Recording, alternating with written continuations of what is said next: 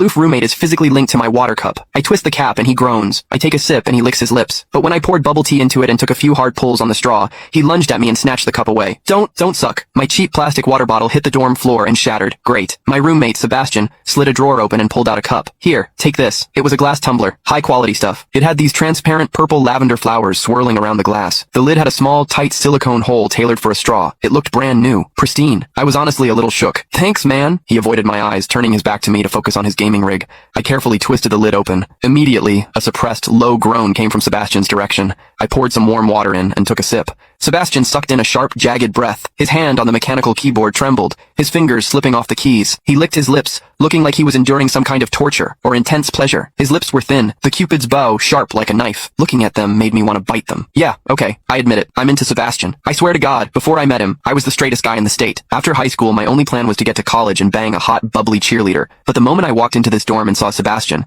that plan went out the window. 4 years of college and he's the only one I want to mess around with. But I couldn't tell him. No way. I was terrified that if I spilled my guts, we wouldn't even be friends anymore. Because Sebastian is straight. Like, painfully straight. Only 2 weeks ago, he turned down a senior, a varsity swimmer, total stud, who asked him out. After that, Sebastian came back to the room and sat at his desk with a face like thunder for hours. The guy must be a raging homophobe. Maybe it was because the cup was a gift from my crush, but that warm water tasted sweeter than usual. It had a weirdly good aftertaste. I grabbed a straw from my desk and shoved it deep into the hole on the lid. The second I did, a strangled moan ripped out of Sebastian's throat. He bolted up and sprinted into the bathroom. Weird. We were just gaming. Why the hell did he suddenly need a shower? He didn't even grab a change of clothes or a towel. My hearing has always been too good for my own good. Through the thin bathroom door, I heard whimpery, muffled sounds. Soft, hot, suppressed. As a dude, I knew exactly what that sound was. He was jerking off. When I get horny, I usually wait until lights out and hide under the covers like a rat. But Sebastian, it's the middle of the damn day and he just goes for it? Talk about high testosterone. Sebastian is gorgeous. He's got that cold, don't touch me vibe, but his eyes are sharp, almost like a fox. He looks like a priest who's secretly a sinner, tempting as hell. I've heard people say his smile is killer,